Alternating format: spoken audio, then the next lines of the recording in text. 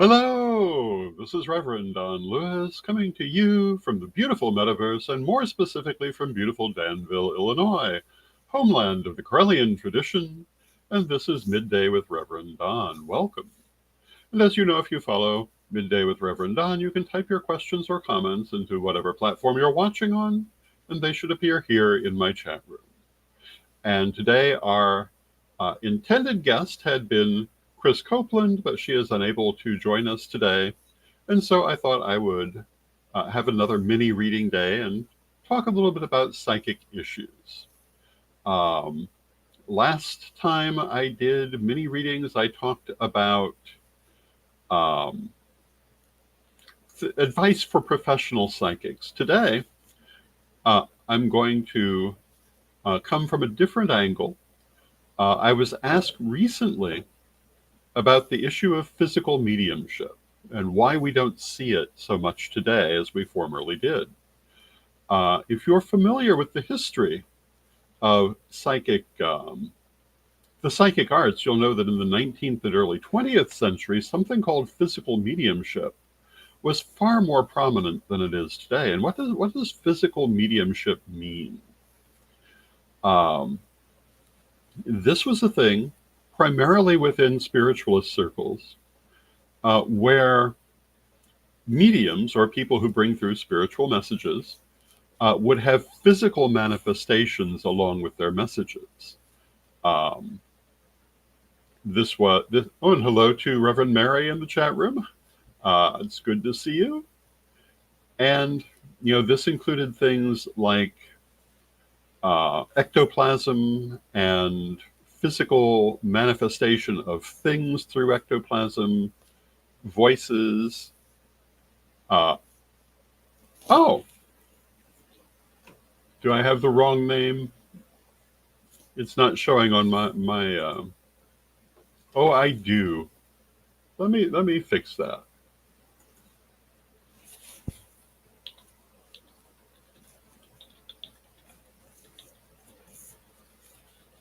There we go.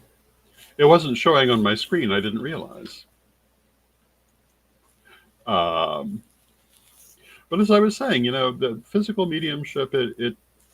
If you watch older media dealing with these things, you'll see things like spiritual trumpets. That was a big spiritualist thing. I've seen those used. Um, a lot of audible manifestations, things like that. And these were kind of big in spiritualism, and you almost never see them now. And I was asked why that is. And of course, my answer is, well, they fell into disrepute. So many people were faking them. And therefore, people don't normally study these techniques now. I don't think they were all fake. And there are still people who do it and do know how to teach it. But there aren't a lot of students for it now because it was so misused 100 years ago. And it was right about 100 years ago that the movement against spiritualism really became very strong. And of course, part of the reason for that is that there were spiritualist mediums who were faking their effects. There's no question that there were some people doing that. Now, I will tell you, there were also very many quite sincere spiritualist mediums who were doing good work, and there still are.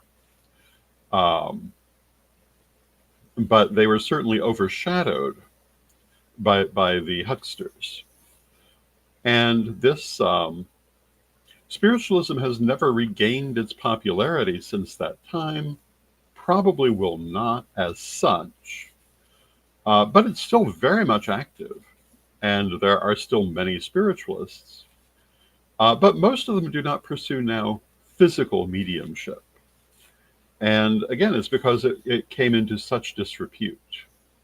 Um, it isn't that it's any less possible, although it is important to remember that many of the effects that were claimed to have come from physical mediumship were not real. So I think that if you do go to a physical medium today, what you'll see will be far more restrained. But I do think it would be likely to be a genuine phenomenon. And, this kind of physical manifestation does happen. And I've talked about it in a number of different circumstances, particularly in Rev Don's vlog. I talked a bit about psychokinesis, which is where a person can move things through the power of their spirit. Some people would say through the power of their mind. I would say the power of their spirit. And this does exist, and I have seen this, but I have not really found anyone who can do it at will, for the most part.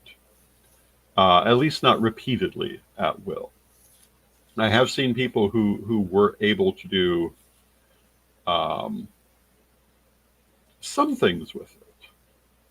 I've seen people who have been able to use it, for example, at stoplights, or to occasionally turn on or off an electric appliance. But the more elaborate things you hear about, I have not seen them. That doesn't mean they're not possible, but I have not seen them. And therefore, I remain a little skeptical about them. And I am going to be doing mini readings today if anyone would like one. And if you would like one, please say so in the chat room. And of course, please feel free to say hello in the chat room.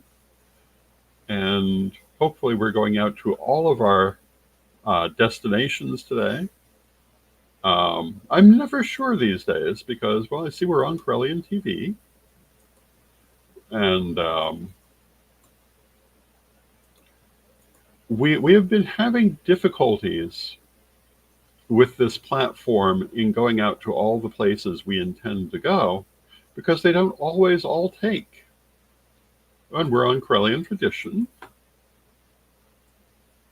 And we're on the bulletin board. So we are going out, so that's good. I don't know.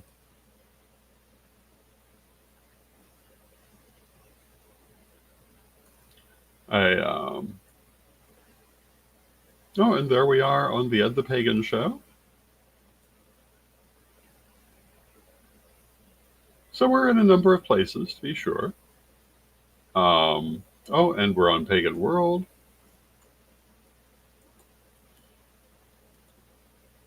And yeah, that's good. That's good. So please feel free to say hello. And I will continue, I guess, talking about various psychic issues.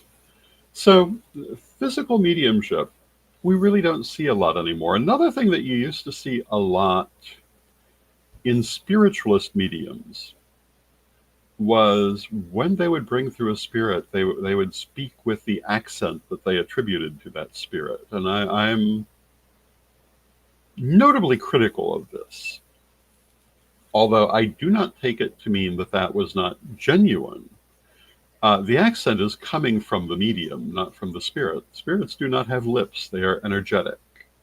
What you receive when you receive a psychic message is basically telepathy. You receive the thoughts, and then your mind gives it words. There's no accent to be had. There's no language that they're speaking. They're thinking. So, when people raise the question, well, if so-and-so lived in Germany their entire life and spoke no language but German, how can you get a spiritual message from them in English? Well, the answer is they don't have lips. It's telepathic in character.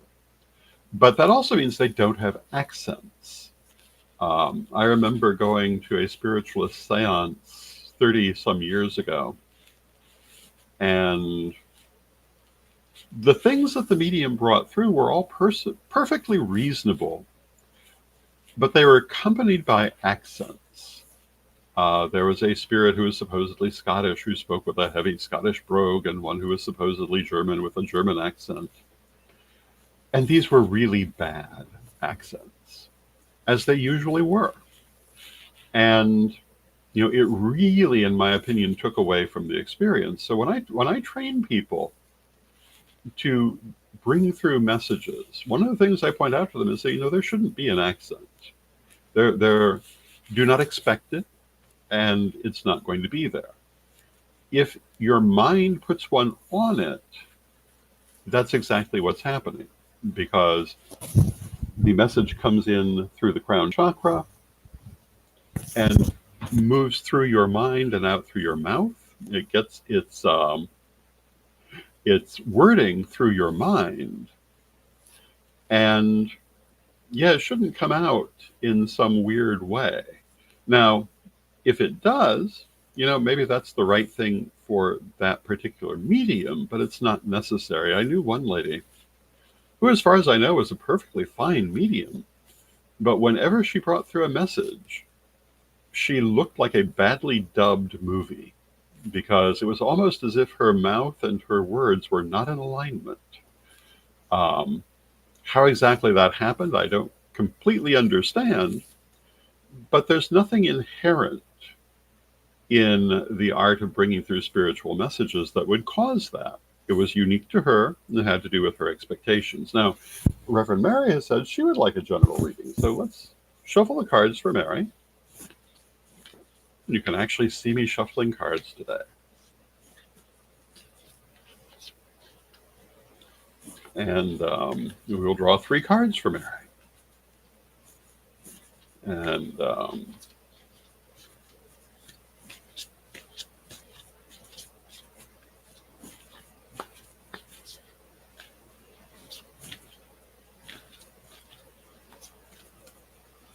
and here we go.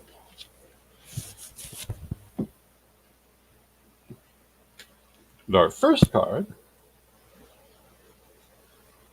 is the 9 of Lamps. And the 9 of Lamps has to do with personal skill, personal excellence, with having everything that you need for what you need to do, the situation that you're in. It's a card of personal mastery. With it, we have the Princess of Swords. The Princess of Swords is about careful communication, and these two together, the 9 says that you have everything you need, but the Princess says, make sure that you're using it wisely. Make sure that you say what needs to be said, and that you avoid saying what should not be said. So use your communication skills very intentionally. And our third card is the King of Wands. And the King of Wands is passion. So, and I assume that we're probably talking about a work situation. Though I could be wrong about that, but that's my feeling for it. And it's something that you feel passionately about. You have a lot of energy in it. Could be a professional work situation, could be a vocational work situation, but either way, you've got everything that you need. You have strong feeling for it, strong passion for it, but you do want to be careful with your communications. And I'm going to draw one more card. We'll call this the Brian card. And we've drawn the Prince of Cups. And the Prince of Cups is about experiencing your emotions without being overwhelmed by them. It is a positive emotional card. It says, I would say that this situation should bring you happiness and satisfaction in the doing of it. And there you go. And I hope that's helpful for you.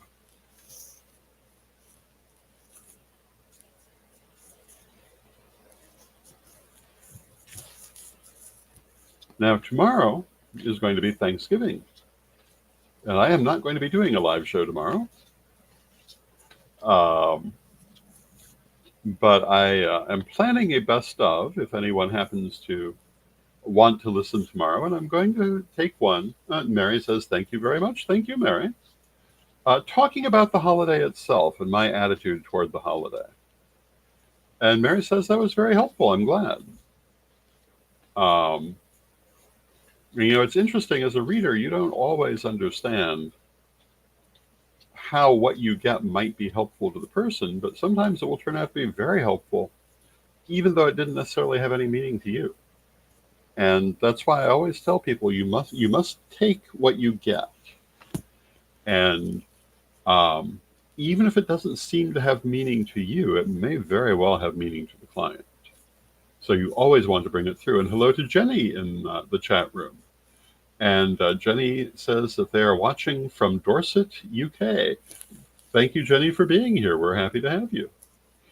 And I was going to say about the Thanksgiving holiday here in the US, I have certain ideas about it. And I had last year done a program talking about it. So that will be running tomorrow.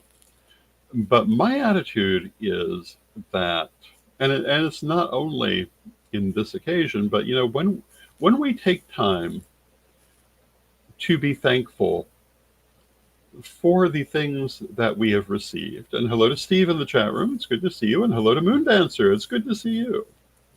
And yeah, we're doing readings. So if you want one, feel free to ask for one.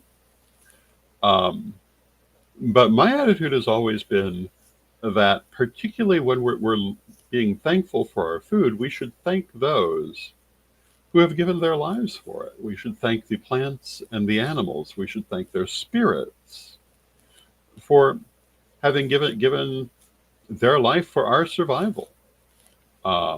Something that they didn't necessarily something they didn't necessarily do in a conscious sort of way, but I believe their spirit would have. So often I see people who want to give kind of an abstract thanks to spirit or deity for the bounty of the feast, but forget that everything on that table was formerly alive. And I think it's very important to acknowledge that. That's why I always name the turkeys. Or if you're not going to have a turkey, name the casserole. And Jenny would like to have a reading, so let us do a reading for Jenny. And I'm going to shuffle the cards. You can actually, to some extent, see me shuffling the cards, which is not always the case with this camera.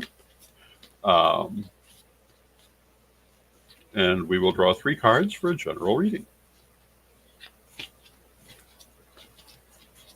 And if you're just starting tarot reading and you wonder how long should I shuffle, you shuffle till it feels right. And when you start, shuffle till they're good and confused. But as you go, you will get the feeling that tells you you've done it enough. And Moon Dancer says, we usually hunt today and on Christmas Eve as a family. We do a whole thing to honor the deer and always have, and it's an old family thing. I think that's highly appropriate. I think too often today people have forgotten where the food comes from. And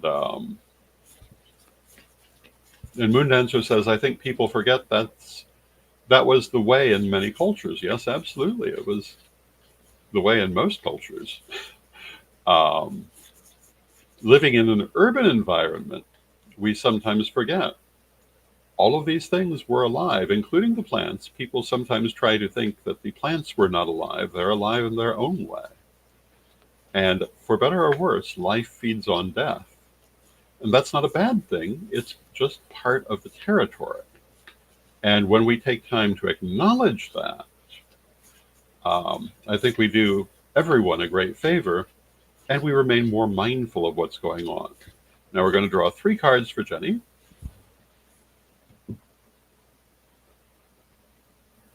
And our first card is the Magus. And the Magus is the ability to work your will in the situation you're going to find yourself in. And that would be in the immediate future or the next couple of weeks. The Magus is the ability to focus on what you want and create that outcome. So you're in a very good position for that. With it is justice, which is getting what you've worked for. Justice basically says that you will get back from your situation what you put into it, and the more work you put in, the better your outcome is going to be, which is not always true. And our third card is Temperance, which is creating new things from old things. And taking those 3 together, I would say that Jenny should find herself in a very good position toward getting what she wants to get, out of her immediate situations, and she can be confident that she will get a result commensurate to the effort she puts into it, and it will be creating new things out of old things, whether that's immediately evident or not. So very positive. And Moondancer says, what deck are you using? And I'm using the Tarot of Hecate. I designed this deck back in the 1980s, which was a very many years ago. Um, it was originally a black and white deck. It was going to be published by Gemini Press.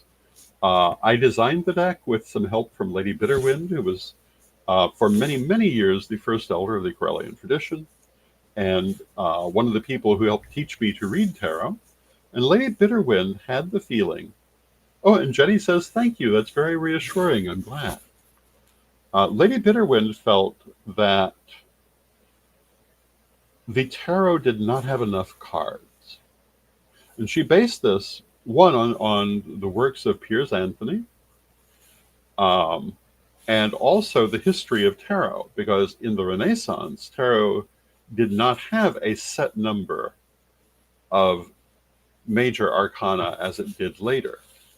And Lady Bitterwind felt that 100 would be the ideal number of cards. So the Tarot of Hecate is a 100-card deck. And hello to Neil in the chat room. It's good to see you, Neil.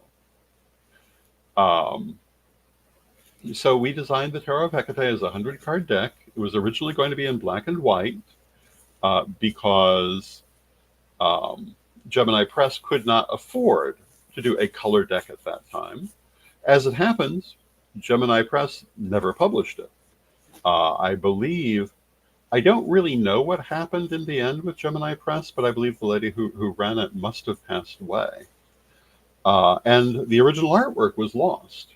I have no idea what happened to it, but I had saved very good copies of everything, and we were able to put it back together. And about 20 years ago, we brought out a color version, and I spent many months coloring all the cards. So the color comes from the early part of this century, but the black and white comes from 20 to 30 years earlier. And it's very interesting as you look at the deck, because at least I can see how my artwork developed as I was doing the deck. And if you would like to buy a deck, you can order them through CorellianPublishing.com. We're currently waiting on an order. What we're doing at present is we're pre-ordering them 10 at a time, and it takes a few months for them to be printed and shipped. We're currently waiting on a shipment that will have a couple of extras. And yeah, if you would like to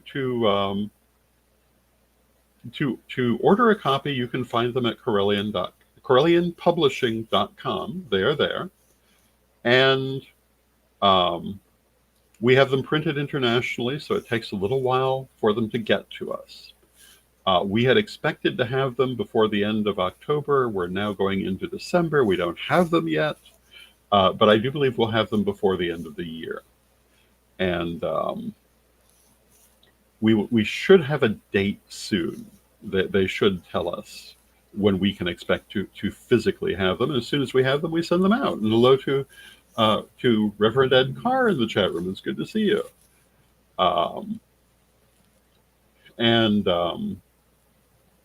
We are hoping to have them in more regular supply again, but we found that we can order them 10 at a time at a decent price. If we order any fewer at a time, the price is just extravagant. But if we're ordering at least 10, it's not so bad. And so we're hoping to have them available now going forward. And yeah, they have a lot of cards that you don't find in a normal tarot, obviously. And that includes one entire extra suit, which is the Suit of Lamps. And I want to say it was 7 extra major arcana cards. And those were magic, past, future, time, heart, soul, and mind. So those were the extra cards. And what's interesting is it changes the numerology of the deck in ways that make more sense to me. So, for example, the magic card is it comes between the High Priestess and the Empress. And so the Fool, the Magos, and the High Priestess remain 0, 1, and 2. But the Empress, instead of being 3, becomes 4, and the Emperor becomes 5, and so forth through the major arcana. But, to me, the tarot is a visual scripture of the nature of incarnation and creation. And I find that this numerology works far better for me with that understanding. So when we look at the Empress represents prosperity and positivity and success and all those things. But with the number 4, she also represents physical manifestation. The Emperor then becomes number 5, which is movement and cycles, which to me has everything to do with how I interpret goddess and god in their mother and father aspects. And Neil says, I've been experiencing the uncanny sensation of being pushed to understand a highly unusual visitation I had as a 4-year-old by a glowing owl and a humanoid glowing like a moon, like an initiation. Well, if you're feeling that you're being pushed to understand it, then I would say you should go with that, absolutely, and that you are being pushed to understand it. It's not unusual that we receive highly important communications as children that we don't necessarily understand at that time. I've occasionally talked about a dream I had when I was probably about that same age. And yeah, I think that there's a lot to be said for working on that. We're at the end of our half hour today, so I can't go too far into it. But yes, I think you should certainly pursue that. And the one thing I would say is that when you want to interpret something, you want to go with what it means to you, not necessarily to everyone else. And Moondancer says, could I get a look at the extra cards in the major arcana? I can't really pull them out right now because they're distributed throughout the deck, but if you go to my Facebook page and go under my photographs, you will find a lot of photographs of the cards, and you can find them there. And I would recommend that. We now need to take a moment for a message from our sponsors, and then I shall return.